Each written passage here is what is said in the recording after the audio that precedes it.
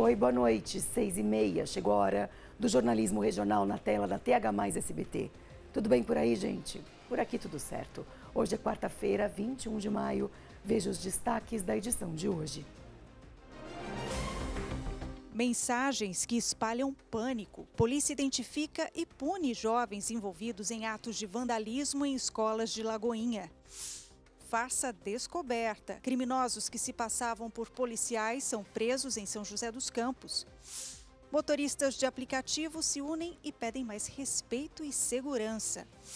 Quem é o novo milionário da região? Aposta de Caraguatatuba acerta na Mega Sena e fatura 51 milhões de reais. O que você faria com essa bolada? Participe pelo 12997524005. A gente começa essa edição falando sobre um caso que nenhuma mãe gostaria de passar, a perda de um filho.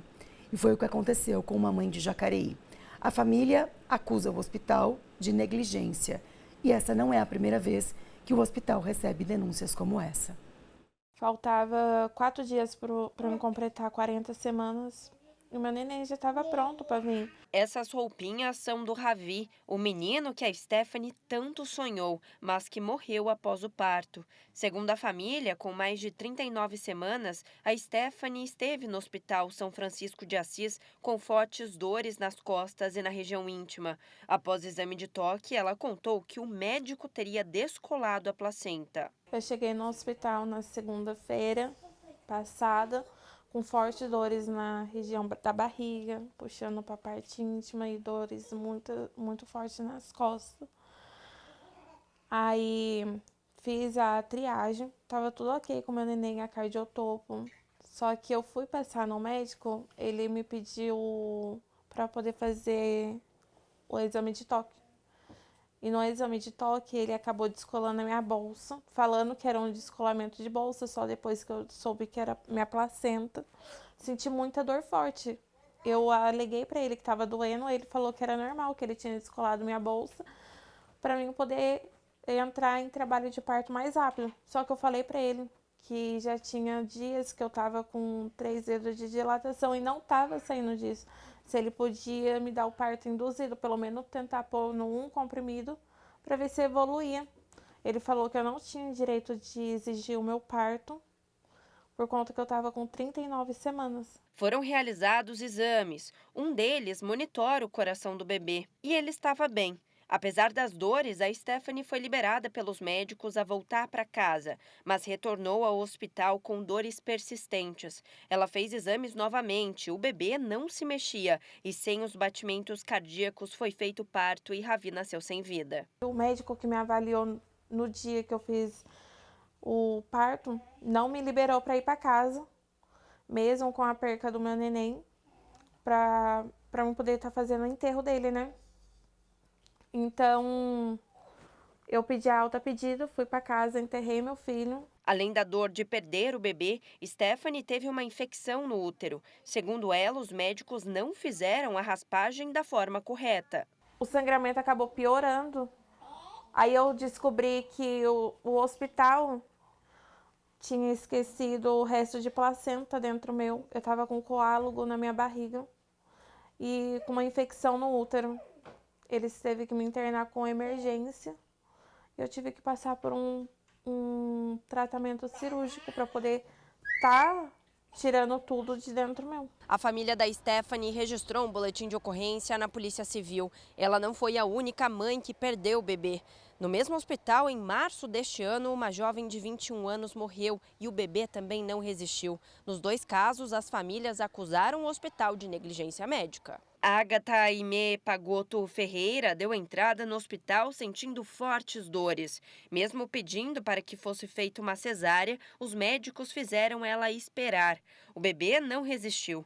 Ela foi encaminhada para uma cirurgia de emergência e também morreu. Na época, nossa equipe foi até a casa da jovem e conversou com a mãe, que luta para que a justiça seja feita. Eu chamo o médico, pelo amor de Deus, minha filha está morrendo. Ela, calma, mãe, não é assim mesmo, chama o médico.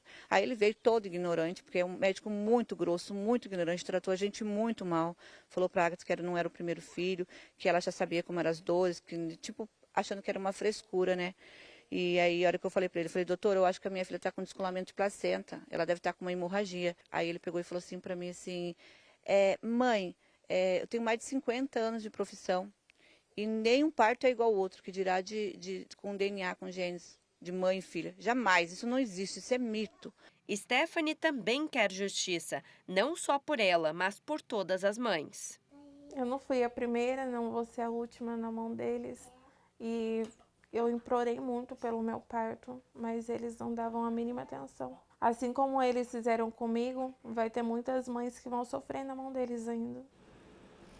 Nós procuramos o Hospital São Francisco e eles negaram a versão apresentada pela paciente. O hospital falou que no dia 12 de maio atendeu a paciente. Alguns exames foram solicitados para serem feitos no mesmo dia, porém por 2 vezes, em horários diferentes, ela foi chamada para a realização do exame e não compareceu. Ela não recebeu alta do pronto atendimento, segundo o hospital, porque depois do exame ela ainda passaria por reavaliação. A equipe do São Francisco disse também que durante a gestação ela foi encaminhada para seguir com um pré-natal de alto risco, mas não compareceu a nenhuma consulta. Quando a paciente retornou ao hospital no dia 13 de maio, já encontrava-se com um quadro de óbito fetal. O São Francisco finaliza a nota dizendo que, ao contrário do que a paciente alega, não é possível haver descolamento de placenta por exame de toque vaginal. Na reportagem, a família fala que registrou um boletim de ocorrência e, por essa razão, nós também procuramos a Secretaria de Segurança Pública, que não nos retornou até o momento. O que acaba de chegar para a gente é uma nota da Prefeitura de Jacareí sobre esse caso. A Prefeitura fala o seguinte, que a Prefeitura informa que possui convênio com o Hospital São Francisco de Assis para a realização de partos de pacientes atendidas pelo SUS. Nesse sentido, ao obter conhecimento do caso, acionou o Comitê de Avaliação de Óbito Materno-Infantil para a investigação do ocorrido. A gente, mudando de assunto agora, a gente já deu muita notícia de golpe, vocês devem ter reparado, né? De gente se passando por outra pessoa. Sabe o que rolou aqui em São José? Tinha cara se passando por policial, usando até distintivo. Ainda bem que os policiais de verdade descobriram a farsa. 2 homens que se passavam por policiais civis foram presos na região leste na manhã desta terça-feira em São José dos Campos. A denúncia foi feita para a Guarda Civil Municipal, dizendo que 2 homens se utilizavam de aquele bolachão, aquele distintivo da Polícia Civil e estavam se passando por policiais para tentar levar vantagem em algumas situações.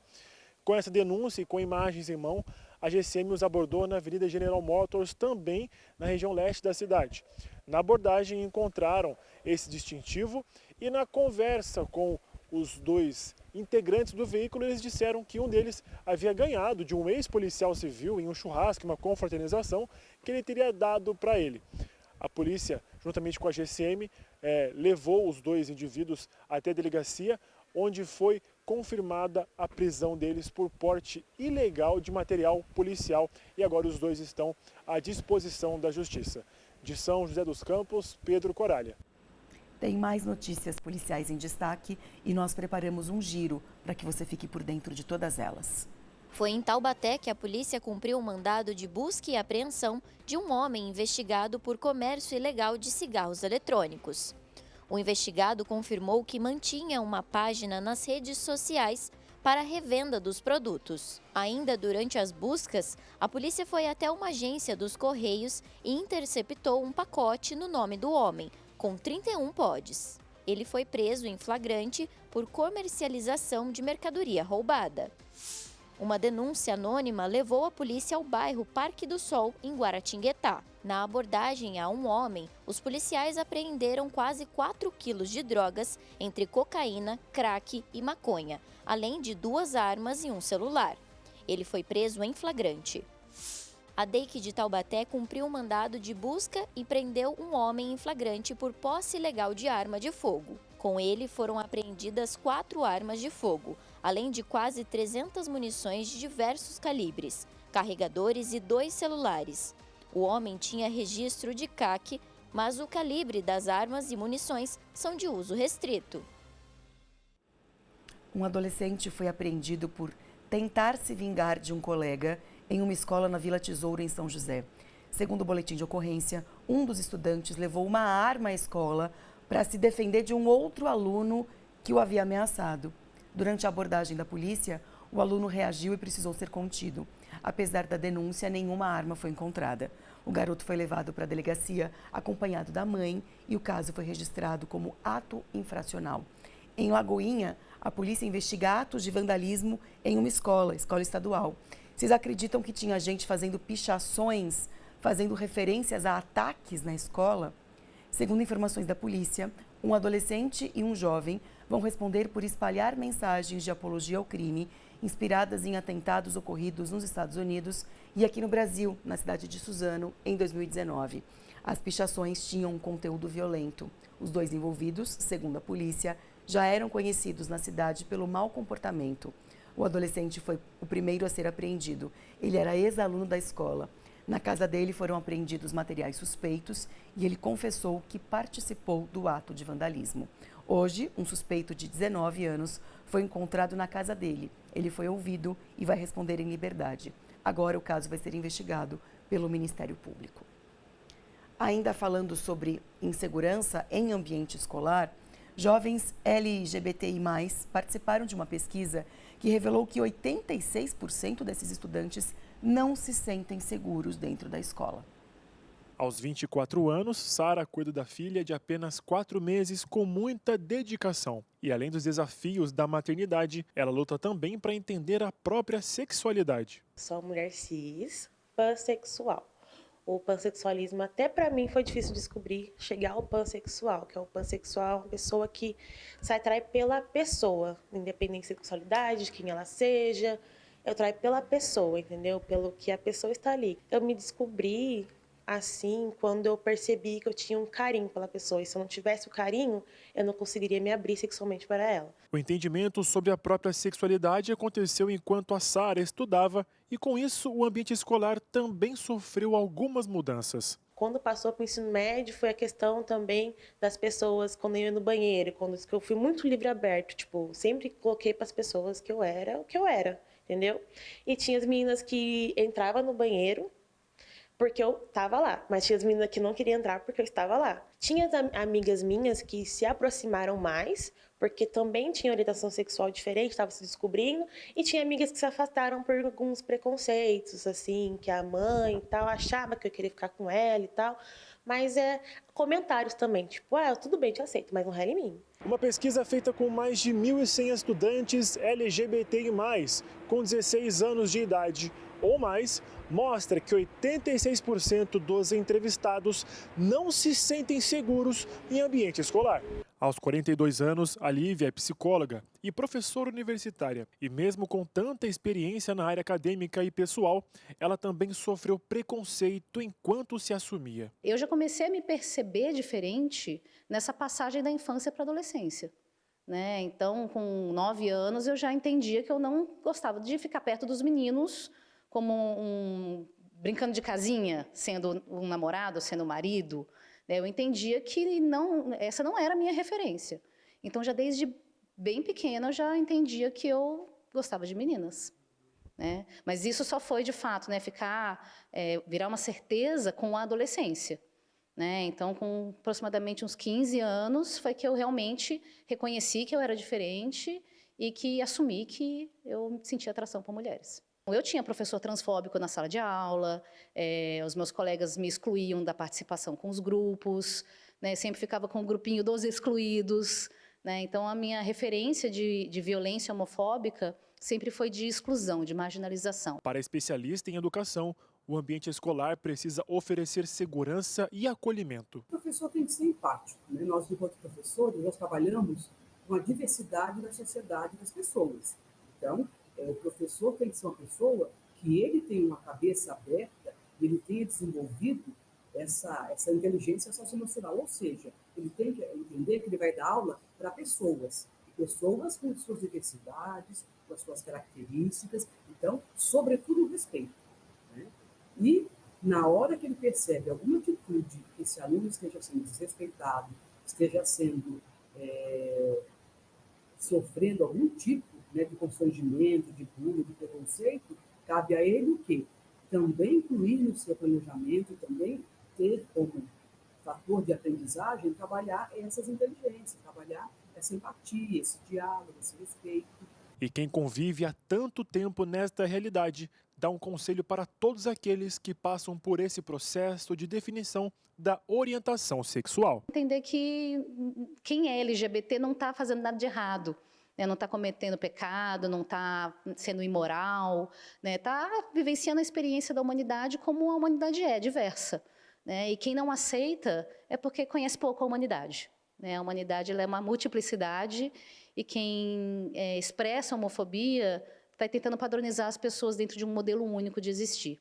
Então, acaba limitando a vida daquilo que é tão natural do ser humano. E nunca é sempre importante lembrar que homofobia é crime. Vamos mudar de assunto, que infelizmente tem uma notícia triste que vem do litoral. Um motorista de 69 anos morreu ontem em um acidente de trânsito no bairro Bela Vista, em Ubatuba. Ele perdeu o controle do carro, que capotou e caiu em uma ribanceira. O motivo pode ter sido falha mecânica. O veículo rolou por cerca de 25 metros até parar em uma árvore. Com o impacto, a vítima foi lançada para fora do carro. Os bombeiros fizeram o resgate utilizando técnicas de rapel. O idoso foi levado pelo SAMU para o Hospital Regional de Ubatuba. Ele passou por cirurgia, mas não resistiu aos ferimentos. Tempo seco, uma bituca de cigarro descartada de forma inadequada, pane no sistema elétrico, fogo em mata. São tantos os possíveis motivos para um incêndio. Mais do que entender as causas, é importante saber como agir em casos assim. E hoje teve simulado envolvendo bombeiros e voluntários para treiná-los para situações reais. Fogo e fumaça sempre sinal de perigo. Essa fumaça não é de um incêndio real, mas poderia ser. É um simulado da Defesa Civil de São José dos Campos para prevenir que, de fato, um incêndio aconteça. Foi um dia bastante produtivo, né, com aula teórica, né, falando da essência do fogo, dos tipos de fogo, né, como o fogo se propaga, tipo de vegetação, enfim, orientações básicas, mas muito importantes para conhecimento, né? E também na parte da tarde, então, as oficinas. Eram oficinas de confecção de equipamento, né, amostragem dos próprios equipamentos de combate, os EPIs necessários, todas as orientações do uso de cada um deles.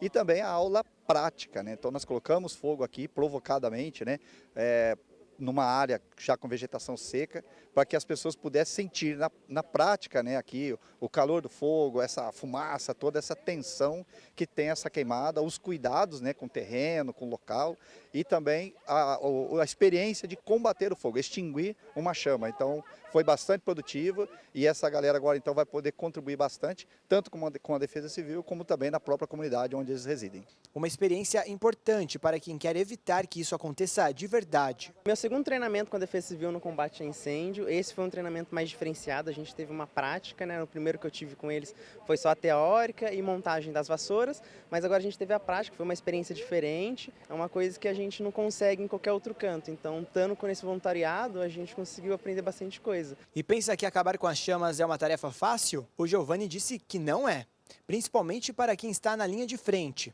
É a hora que você pega o fogo alto. Eu acho que é a parte mais complicada. Não sei se vocês viram, teve um momento que a gente pegou o fogo ali no canto, que o fogo estava subindo no matagal ali.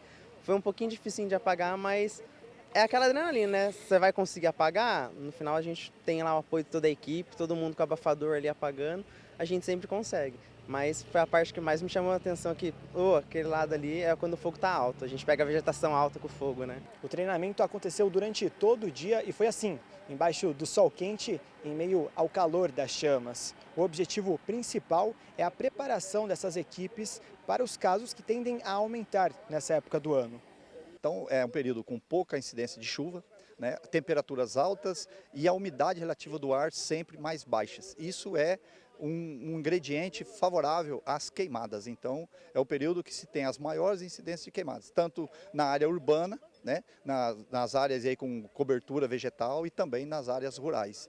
Então, é um trabalho extenso, de muita importância, tanto para a Defesa Civil como para o próprio Corpo de Bombeiros, né, nessa ação conjunta. E a comunidade, então, é muito importante a participação dos voluntários e da própria comunidade. Vencer o fogo não é fácil, mas a vontade de salvar vidas e a vegetação fala mais alto. Hora de saber como é que ficam as temperaturas amanhã no Vale, na Serra e também no litoral.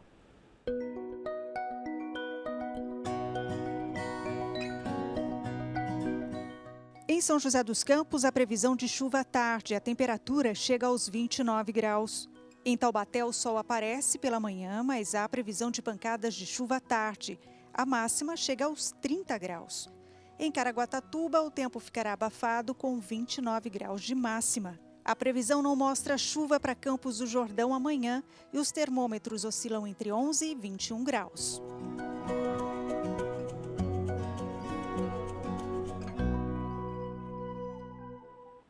A ala da maternidade do Algamute, em Taubaté, foi fechada temporariamente para passar por uma dedetização. Com isso, 7 pacientes que estavam internados nessa ala foram transferidos para outros espaços dentro do próprio hospital. O grupo Chavante, responsável pela administração da unidade, explicou que a decisão foi tomada depois de uma avaliação de rotina. Todas as informações detalhadas sobre esse assunto estão no nosso site thmais.com.br/vale.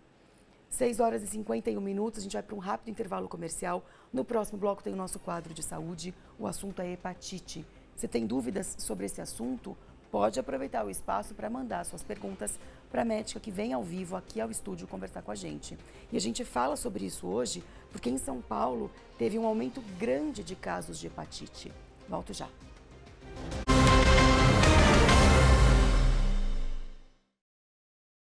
Quinta, 11h20 da noite. A praça é nossa. TH+ Notícias. Oferecimento. Abratio Center Vale Shopping Piso Dutra. É Vero diferente. É Vero Abratio. Laticínios Comevap. Garantia de qualidade. Flávia, por que o Shopping Andrômeda como mamãe? Porque aqui a gente garante o melhor negócio que é te ver feliz de carro novo. Cronos 2024 por R$75.900. Tá barato, tá barato, tá barato. Alto Shopping Andrômeda, o pioneiro do mar.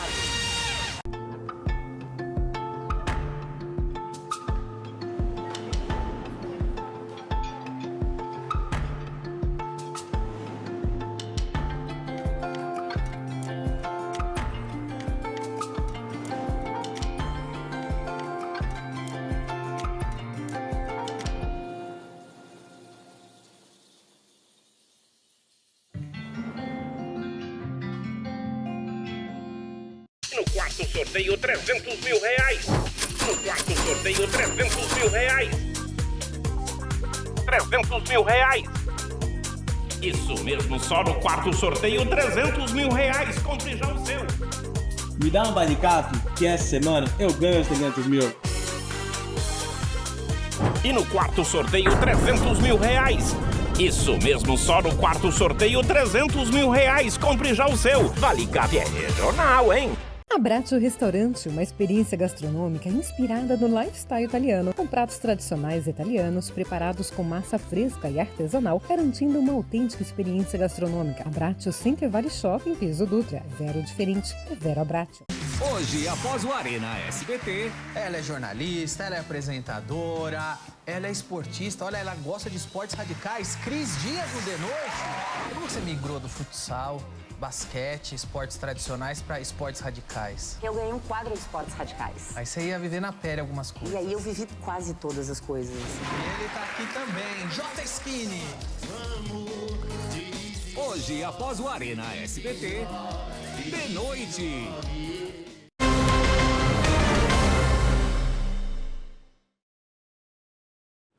6 horas e 54 minutos, informação urgente agora. Uma mulher está sendo feita refém dentro de um supermercado de São José dos Campos. A Beatriz Plaça acaba de chegar ao local e conversa ao vivo com a gente agora sobre essa informação que pegou todo mundo de surpresa. E a gente está vendo atrás de você, Bia, a movimentação intensa da polícia. O que está acontecendo aí agora? Boa noite. Oi, Marcela, boa noite para você e para todos que acompanham. Sim, movimentação intensa. Inclusive, essa ocorrência acabou de ser encerrada agora aqui no local, porque o criminoso, né, que estava fazendo uma vítima refém dentro do supermercado acabou de ser preso pela Polícia Civil. pela Polícia Militar em flagrante aqui em frente ao supermercado. O supermercado fechou as portas por um momento, né, para a polícia conseguir agir, mas aqui estava lotado de polícia, agora que já está se dissipando um pouco, né, Marcela, porque a ocorrência acabou de ser encerrada aqui no local. Eu estou aqui com o coronel responsável pela essa ocorrência, ele vai conversar com a gente. Boa noite. Queria que você falasse um pouquinho, coronel, o que motivou, né, esse crime? Vocês foram pegos de surpresa hoje? A Polícia Militar, boa noite. A Polícia Militar está preparada para fazer esse tipo de atendimento. Assim que a ocorrência foi cadastrada no Copom, esse crime, as viaturas da Polícia Militar se deslocaram aqui para o local. Esse criminoso, ele estava na prática de furtando alguns objetos do supermercado. Quando ele foi plotado, né, descoberto pelos seguranças aqui do supermercado e percebeu que ele seria abordado, ele subtraiu uma faca do próprio supermercado e fez uma senhora, né, tomou uma senhora como refém, de cerca de 78 anos de idade. E a Polícia Militar, seguindo os protocolos para esse tipo de atendimento, isolamento, negociação, entre outros, juntamente com o apoio também de equipes do 3º BAEP, após a negociação, o criminoso foi preso e a senhora foi liberta sem nenhum tipo de ferimento. E agora a ocorrência será apresentada na Central de Flagrantes. E essa senhora, ela saiu machucada, você disse que ela não teve ferimentos, mas ela estava bastante assustada. Como que foi para vocês conseguirem chegar até ele? Essa senhora ficou, claro, bastante assustada, mas não teve nenhum tipo de ferimento. E a Polícia Militar, assim que chegou, já iniciou as negociações, o isolamento do local, entre outros protocolos nossos que são de atuação nesse tipo de ocorrência. E após a negociação, a vítima foi liberta e o criminoso foi preso. Vocês tiveram que retirar todo mundo de dentro do supermercado?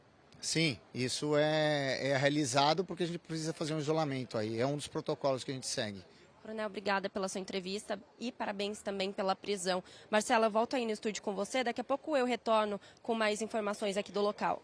Tá certo, Bia. Obrigada pelas informações. Agradeço também à Polícia Militar por essa entrevista ao vivo aqui na TH Mais Notícias. Obrigada, viu? Até já. Que situação, né, gente? Pelo amor de Deus. Vocês lembram que ontem a gente mostrou aqui um relato de uma motorista de aplicativo que foi agredida em Jacareí porque impediu que o passageiro embarcasse com bebida alcoólica? O assunto continua rendendo. Nós fomos ouvir alguns profissionais que trabalham com transporte e que relatam insegurança durante as viagens.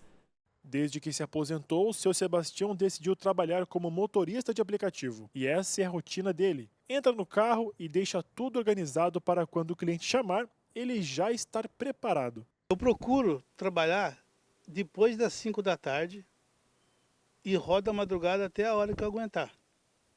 Por quê? Porque é a hora que não tem trânsito. Porque não adianta você ganhar um valor e gastar tudo no trânsito com combustível. Porque a conta não fecha.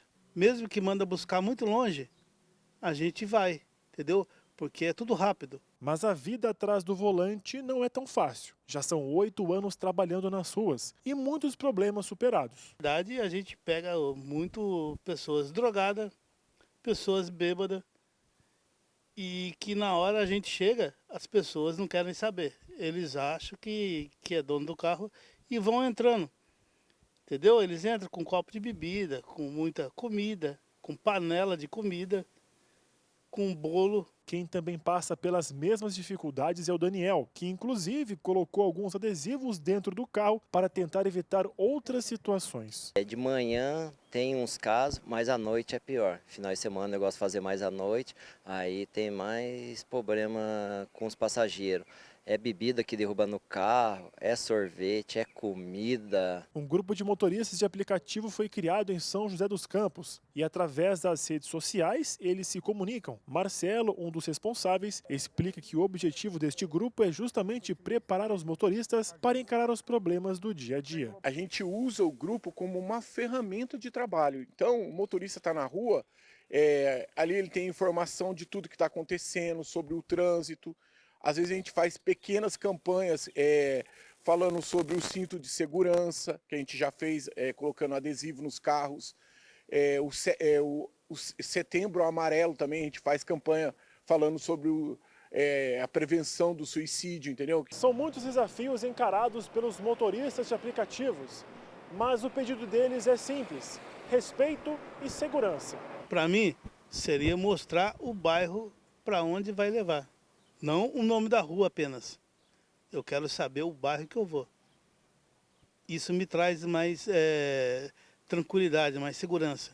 E também proibir de pessoas que pedem o aplicativo para outra pessoa também.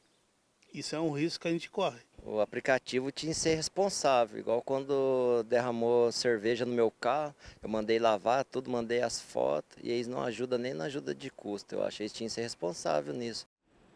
Diante dessas novas reclamações, nós voltamos a procurar a Uber. Por meio de nota, eles comentaram que, pelo aplicativo, os motoristas conseguem saber o valor, o tempo e a distância da viagem. Sobre viagens para mais de um passageiro, desde 2022, a Uber disse que disponibiliza o recurso chamado Viagem para Convidados, que permite ao usuário inserir nome e telefone do convidado ao solicitar uma viagem para uma terceira pessoa. Aqui em São José, segundo a empresa, já tem essa ferramenta. 7h01, eu vou falar agora com vocês sobre um assunto que eu já adiantei no bloco anterior e que é extremamente importante, que é o assunto de saúde. Recentemente, eu não sei se vocês acompanharam, saiu um dado preocupante sobre a hepatite. Em São Paulo, nesse ano, os casos aumentaram mais de 90%. Só que a gente vai além, a gente vai te passar não só o dado, como também informações sobre a doença. Para conversar com a gente sobre esse assunto, eu recebo a doutora Beatriz Oliveira, que é hepatologista. Doutora, muito obrigada pela sua participação. Boa noite, tudo bem? O convite. Obrigada. Doutora, com relação à hepatite, a gente vê muita desinformação. E eu quero fazer o contrário. Eu quero levar a informação para o nosso telespectador, porque eu sempre falo que informação também é prevenção. Quando a gente fala em hepatite, o que é mais importante a gente conhecer do nosso corpo para procurar ajuda médica? Quando a gente fala a palavra hepatite, eu estou dizendo que eu estou com o fígado inflamado. Várias causas podem gerar esse processo inflamatório no fígado. As causas mais frequentes são as hepatites virais. Em nosso meio, principalmente a hepatite A, B e C. A A é a mais frequente, mas nós temos causas como hepatite por álcool, hepatite autoimune, hepatite por medicamentos. Tá? Então, a gente tem outras, mas em nosso meio, a frequência maior das hepatites são as hepatites por vírus. Tem cura, doutora, ou tem controle? Cada uma das hepatites tem características diferentes, tá? No caso da hepatite A, ela é uma doença que a gente chama de autolimitada, onde o próprio organismo vai se encarregar de fazer o controle dessa doença, tá? Ela geralmente tem um curso mais benigno, tá? A gente tem menos de 4% das hepatites agudas pelo vírus A produzindo um quadro grave. A maioria, elas vão ter um curso mais tranquilo, nós chamamos de benigno, tá? Mais tranquilo na sua resolução. As outras hepatites têm características diferentes, algumas podem curar, outras podem cronificar e aí tem que entrar com medicamento. Tem uma mensagem de pergunta de telespectador, vamos olhar aqui no telão, doutora? Vamos lá.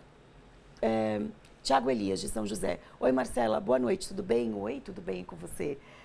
Eu que sou renal crônico e faço hemodiálise, corro mais risco de pegar hepatite? No caso do renal crônico, em hemodiálise, o risco é maior de hepatite B, porque aí a transmissão é sanguínea, tá? Mas a gente acredita que todo lugar onde você faz hemodiálise, esse paciente, antes de ir para a máquina de diálise, ele é investigado e as hepatites, geralmente, ele recebe as vacinas antes, tá? Então, é importante ele ver na clínica onde ele faz, conversar com o nefrologista que o acompanha. Muito provavelmente, esses pacientes têm a vacina das hepatites A e B. A gente comentou que em São Paulo tem esse aumento de mais de 90% em casos de hepatite. Como que a gente poderia explicar, doutora, um avanço dessa doença? O que está acontecendo que pode explicar um avanço desse? Tá. No caso da hepatite A, ela é mais frequente porque a sua transmissão é mais fácil, tá? A transmissão dela é principalmente por água e alimentos contaminados, tá? Onde você tem uma baixa condição sanitária, nós vamos ter maior número de casos dessa doença, tá? Então, eu vou te dar um exemplo. Em países ricos, muito desenvolvidos, é raríssimo a hepatite A, raríssimo. Então, é uma doença de país mais pobre, onde as condições socioeconômicas, as condições de higiene sanitária são mais inferiores. Então, se a gente tem, por exemplo, um bairro que não tem um saneamento adequado, mudou-se muitas pessoas para lá, crianças em creche, tudo isso facilita o número de casos aumentarem. Para a gente encerrar a entrevista, o que fica de mensagem, doutora, para que o nosso público possa se prevenir de uma situação dessa? Eu acho que é uma doença completamente prevenível, porque ela depende de condições de higiene. Então, você lavar as mãos adequadamente antes das alimentações e após ir ao banheiro, tá? E nós temos vacina, que é uma vacina barata, tem no SUS também, tá? E é uma vacina que não dá efeito colateral, que a criança tem que receber aos 2 anos de idade, tá?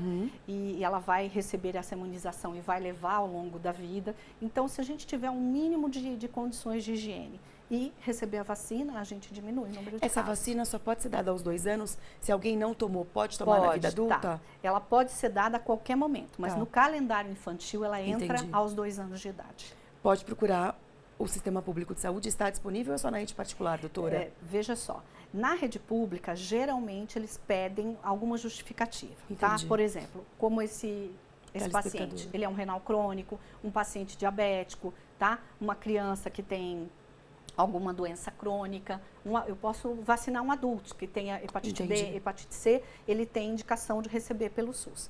Mas mesmo paga, ela não é uma vacina muito cara. Tá ótimo. Doutora, muito obrigada pela sua participação aqui. Seja sempre bem-vinda, viu? Obrigada. Obrigada, boa noite. Obrigada. Já tem a SBT Esportes Vale. Bora saber os destaques da edição de hoje com o Lucas Tavares. Oi, Lucas, boa noite. Oi, Má, boa noite para você. Eu já estou aqui nos preparativos do SBT Esportes Vale para contar para você, telespectador, tudo sobre a classificação do São Paulo ontem na Copa do Brasil. O time do Zubeldia já avançou para a próxima fase, mas tem torcedor na expectativa. Afinal, o Corinthians entra em campo daqui a pouquinho contra o Novo Horizontino para ver se consegue ou não avançar para a próxima fase, que além de uma boa classificação garante R$4 milhões na conta. Olha que beleza. E além de tudo isso, tem Liga dos Campeões. Já, nos próximos dias, a gente vai conhecer o grande campeão da Champions League e a galera vai poder conferir esse jogaço na tela do SBT. Tem esporte regional e, por último, aqui um segredo nosso, vai ter prêmio hoje no programa de novo. Mas boa noite para vocês, espero vocês daqui a pouquinho no SBT Esportes Vale.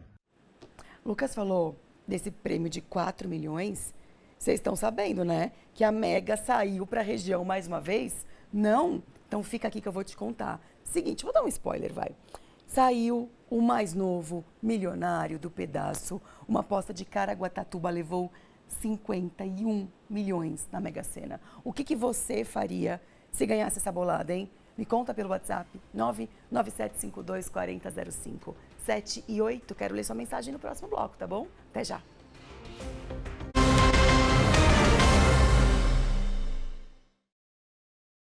Hoje, após o programa do Ratinho, Arena SBT. TH+ Notícias. Oferecimento. Abratio Center Vale Shopping Piso Dutra. É Vero diferente. É Vero Abratio. Laticínios Comevap. Garantia de qualidade. Hoje, com bem mais que os meus 20 e poucos anos, eu só quero dessa vida é ser feliz.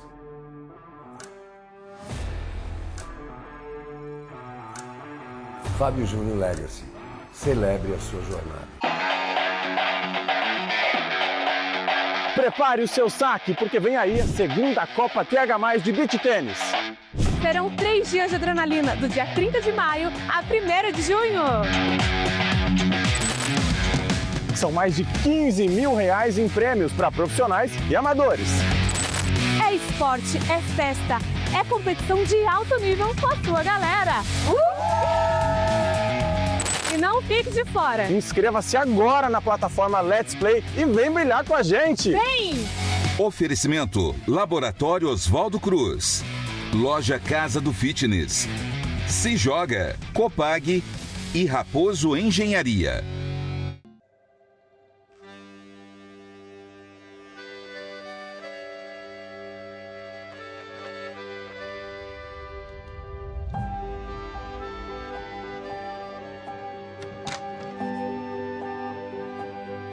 E aí, deu certo?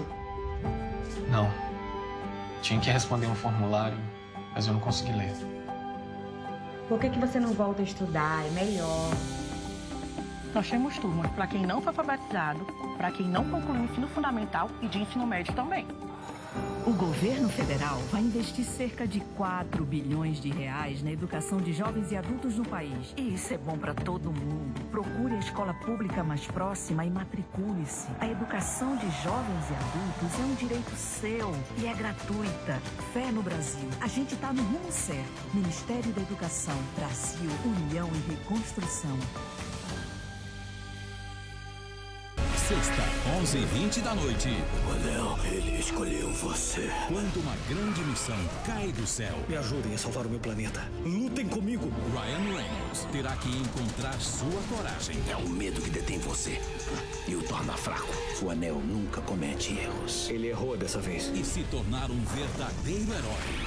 Sexta, 11h20 da noite. Lanterna Verde. Eu treino eles direitinho. Na tela de sucessos.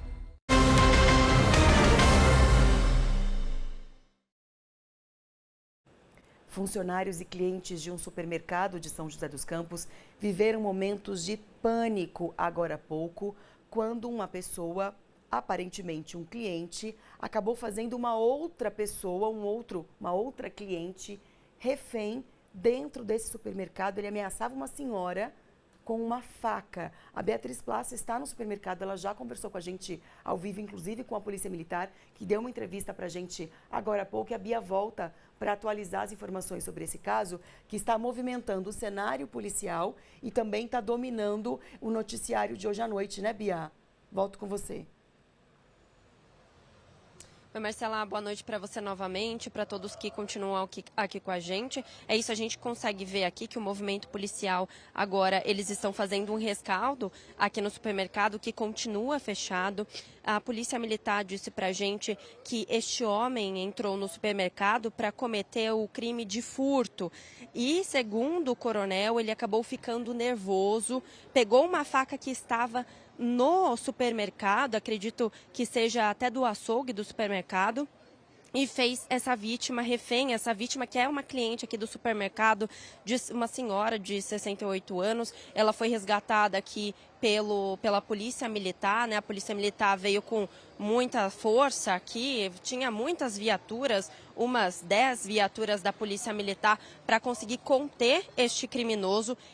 Durou mais ou menos aí de meia hora a 45 minutos toda essa ação aqui da polícia, e ele foi preso em flagrante. A gente vê agora que a Polícia Civil a Polícia Militar está reunida aqui porque a viatura que levou o criminoso já saiu, já foi para a delegacia para conseguir fazer aí o boletim de ocorrência. Agora, a senhora que foi vítima aqui, que foi refém, ela foi resgatada, né? Foi atendida aí pelo Corpo de Bombeiros e saiu ilesa, Marcelo. Uma notícia boa aqui nesta ocorrência. A polícia conseguiu resgatá-la sem nenhum tipo de ferimento. O mercado continua fechado, como vocês podem ver, e eu tive informação de algumas pessoas que estão aqui na frente de que tem gente dentro do supermercado ainda. A polícia está conversando com o pessoal. Eu volto com você aí no estúdio, Marcela.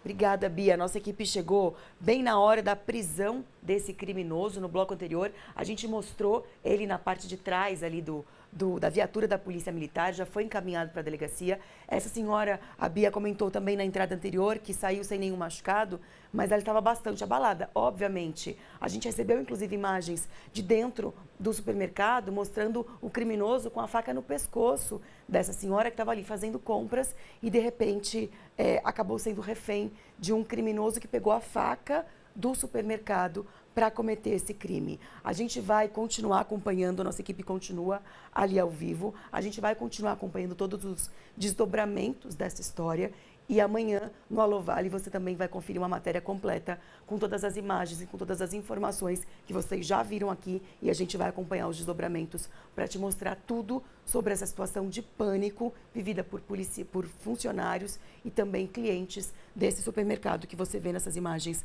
ao vivo do Claudinei Salles. Beatriz Plaça, obrigada pelas suas informações. Claudinei, obrigada, a gente se vê mais tarde. Tchau, tchau. 7h15, tem uma pergunta para te fazer. Se você recebesse 51 milhões de reais, o que você faria? Me conta pelo WhatsApp enquanto você acompanha essa matéria, porque mais uma vez a sorte bateu na porta de um morador que da noite para o dia ficou milionário. A Mega Sena saiu, uma aposta acertou as dezenas e levou 51 milhões para casa. E uma curiosidade, só esse ano já é a segunda aposta milionária que sai para a nossa região. Carros de luxo, viagens para destinos paradisíacos, helicópteros, tudo é possível quando se tem 51 milhões de reais na conta. E vem daqui, de Caraguá, o mais novo milionário do pedaço. Um apostador do litoral norte acertou as 6 dezenas e faturou exatos R$ 51.505.067,95. Uma aposta de Goiânia também ganhou essa mesma quantia. Essa pessoa, com esse prêmio, ela conseguiria produzir por mês essa aplicação financeira em torno de R$ 250 mil.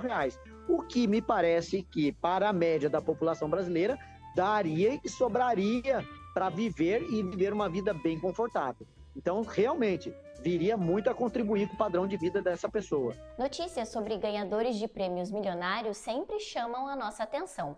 Mais ainda quando a gente lembra que nós estamos no 5º mês do ano e essa já é a segunda vez que uma aposta da nossa região fatura tão alto. A primeira, de 2025, saiu em abril para a cidade de Cruzeiro. Foram mais de 59 milhões. O maior prêmio que já foi pago aqui no nosso Vale do Paraíba. Nos últimos 25 anos, o bilhete premiado saiu 9 vezes aqui na região, em cidades como Cruzeiro, Caraguá, Guaratinguetá, São José dos Campos, Caçapava e Taubaté. Sobre o ponto de vista financeiro, recomenda-se você fazer a diversificação, tá? Porque cada ativo, cada investimento financeiro tem um comportamento. Mas, além disso, ou antes de fazer isso, essa pessoa que ganhou o prêmio ou que estaria de posse desse prêmio deveria fazer uma análise do seu perfil de investidor, ou seja, saber se ele tem um perfil conservador, moderado ou arrojado. E aí sim você faz uma sugestão de como fazer a alocação do patrimônio em diversas classes de ativos, ou seja, um pedaço na renda fixa, um pedaço em ações, um pedaço em imóveis, mas isso precisa ajustar ao perfil do investidor. Então, essa que é a recomendação. Primeiro, a pessoa deve descobrir qual é o seu perfil e depois fazer a distribuição. E com isso, eu acabo respondendo que não é recomendável você deixar alocado em um único tipo de investimento. Que a pessoa tenha muita sabedoria e muita calma para fazer esse dinheiro render para essa e para tantas outras gerações, se souber investir direitinho. E se alguém de Caraguá souber quem é o mais novo milionário, por favor, nos avisem, porque eu fiquei curiosa. Eu, infelizmente, não sou.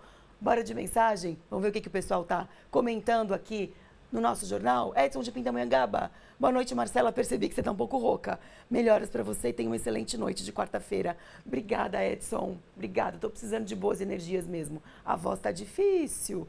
Joana, boa noite, Marcela, te acompanho todos os dias. Mesmo com um pouco de dificuldade para falar, você não desiste e segue sempre com seu carisma e trazendo a notícia para nós. Um forte abraço. Ô, Joana, muito obrigada pelo seu reconhecimento, pelo seu carinho. De fato, estou aqui não desistindo, porque o meu compromisso em levar a informação é maior do que essa rouquidão que tenta me derrubar, mas não vai conseguir, Joana. Um beijo. Walter de Lorena, boa noite, Marcela. Estou ligadinho aqui no jornal, eu e minha esposa Carmen Lúcia. Walter, um beijo para você. Carmen, um beijo para você. Muito obrigada pela participação de vocês. Tem muitas outras mensagens que estão chegando, mas agora é hora de eu me despedir de vocês, fazer repouso vocal e abrir espaço para Lucas Tavares e o SBT Esportes Vale. Muito obrigada pela companhia de todo mundo e a gente se vê amanhã, combinado? 19h19. Pensa positivo para atrair coisa boa. Boa noite e até amanhã. Tchau.